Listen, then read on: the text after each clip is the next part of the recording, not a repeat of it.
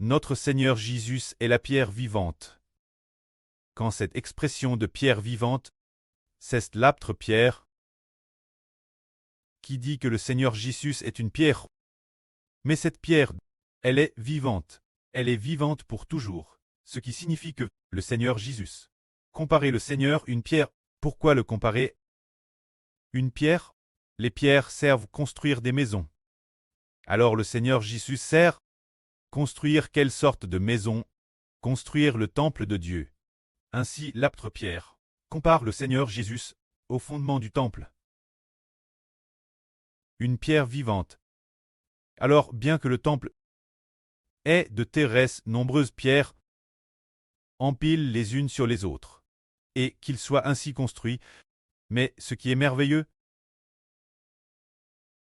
c'est que toutes les pierres du temple doivent toutes traire pose sur celle appelle la pierre vivante. Cette pierre qu'est le Seigneur Jésus, tout édifice, c'est-à-dire chaque pierre du temple, doit croire en cette pierre, appelle la pierre vivante. Le Seigneur Christ appelle le fondement, pour que de cette pierre, elle reçoive la vie.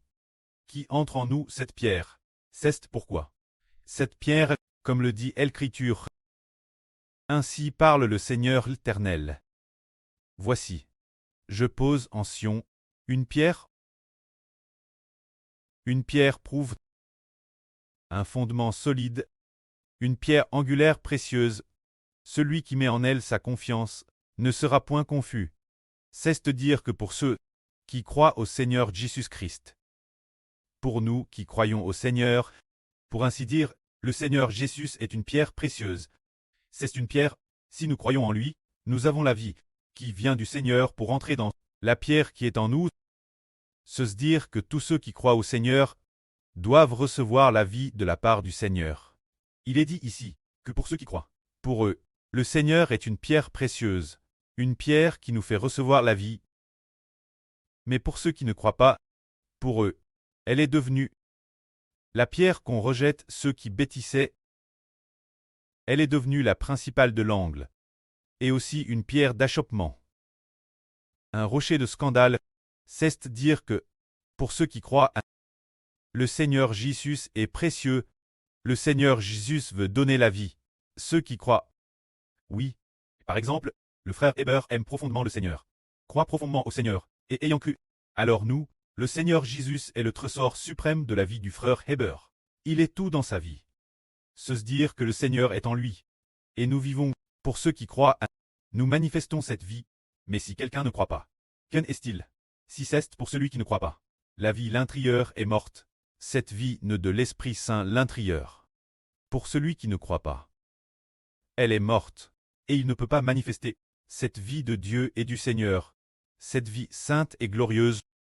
Mais pour ceux qui croient, elle est précieuse, considérant Christ comme le bien suprême. Alors nous nous demandons, tiens, pourquoi devons-nous ainsi nous attacher si fermement? Notre Seigneur, c'est pour une raison, c'est tout comme de jeunes pousses d'arbres. Si l'on plante une jeune pousse, après l'avoir plante, cette jeune pousse, nouvellement plante, il se peut que par mégarde, la jeune pousse se dèche et meure. Si autour de cette jeune pousse, après qu'elle a été plante, il y a beaucoup de ronces et de mauvaises herbes, ces ronces et mauvaises herbes, tant nombreuses, elles finissent par recouvrir la jeune pousse, les ronces et les mauvaises herbes recouvrent la jeune pousse. Alors la jeune pousse absorbe TRS peu de nutriments, car les ronces et les mauvaises herbes les absorbent, occupant plus de terrain et absorbant plus de nutriments. Quand cette jeune pousse, elle n'absorbe plus vraiment de nutriments, au contraire, les nutriments sont absorbés par les ronces et les mauvaises herbes. La jeune pousse ne peut pas grandir, et finit par flétrir. Mais si cette jeune pousse t'en plante, et après avoir te plante, le propriétaire l'aide, cette jeune pousse, en arrachant les ronces et les mauvaises herbes, qu'il n'y a plus de ronces ni de mauvaises herbes. Alors la jeune pousse tend, tout simplement, la seule jeune pousse plante dans cette petite parcelle de terre. Alors dans cette petite parcelle, il n'y a que la jeune pousse, sans ronces ni mauvaises herbes. Elle grandit alors peu. pour finalement devenir un grand arbre imposant. Alors qu'est-ce que cela enseigne aux frères et sœurs? Le Seigneur Jésus-Christ est notre vie. C'est dire que cette jeune pousse que nous avons plante, bien qu'elle soit plante, elle doit faire en sorte que, dans notre kurde, nous ne plantions que le Seigneur Christ, et que nous ne laissions pas toutes sortes de ronces et de mauvaises herbes y pousser. C'est dire que les choses du monde, qui sont en nous, ne doivent pas exister.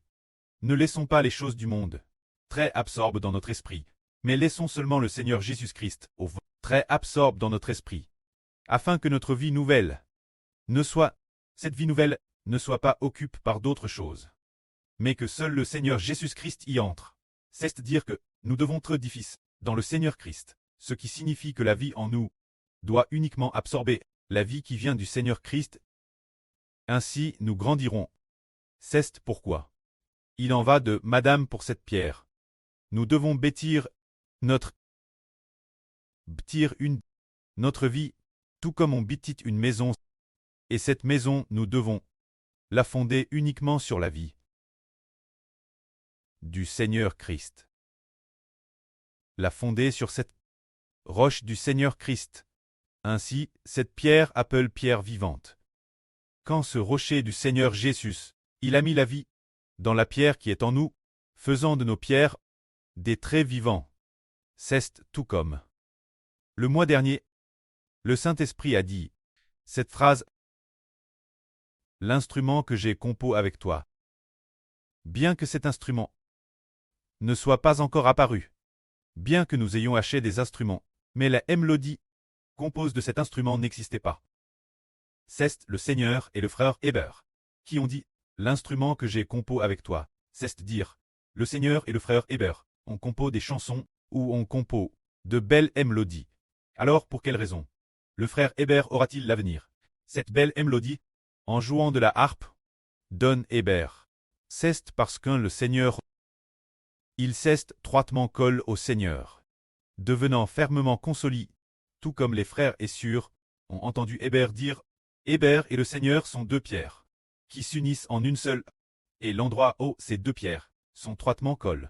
Ce n'est pas colle ainsi, mais colle comme cela. Et puis, chaque point de jonction est plus que les autres parties de la pierre elle-même. Encore plus dur, encore plus solide, c'est dire que l'amour du Seigneur pour le frère Héber dépasse son amour pour lui-même, et l'amour du frère Héber pour le Seigneur dépasse aussi l'amour d'Héber pour lui-même. Ainsi, cet amour entre le Seigneur et le frère Héber surpasse l'amour qu'ils ont pour eux-mêmes.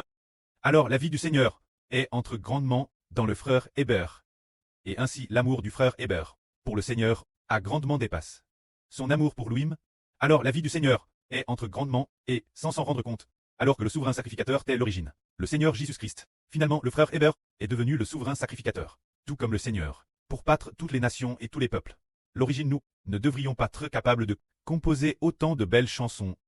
Mais ce qui est merveilleux, c'est de pouvoir composer de TRS nombreuses belles chansons.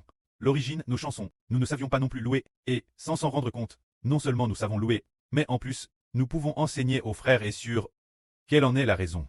Pour pouvoir enseigner aux frères et sœurs en disant, eh bien, par exemple, le ton de louange doit être chant ainsi. Le ton de promesse doit être chant ainsi. Le ton de joie doit être chant ainsi. Pour quelle raison? C'est parce qu'une nouvelle vie entre dans le frère Héber. Cette nouvelle vie venant de le Seigneur Jésus-Christ. Une nouvelle vie dans le frère Héber, faisant du frère Héber quelqu'un comme le Rédempteur. Et ainsi il sait comment bâtir la nouvelle vie des frères et sœurs, et comment savoir enseigner aux frères et sœurs, louer et servir Dieu. Se dire, c'est pour nous enseigner que notre vie doit avoir pour le Seigneur un ardent amour, comme le frère Héber l'a dit maintes reprises. Héber et le Seigneur ne font qu'une seule pierre.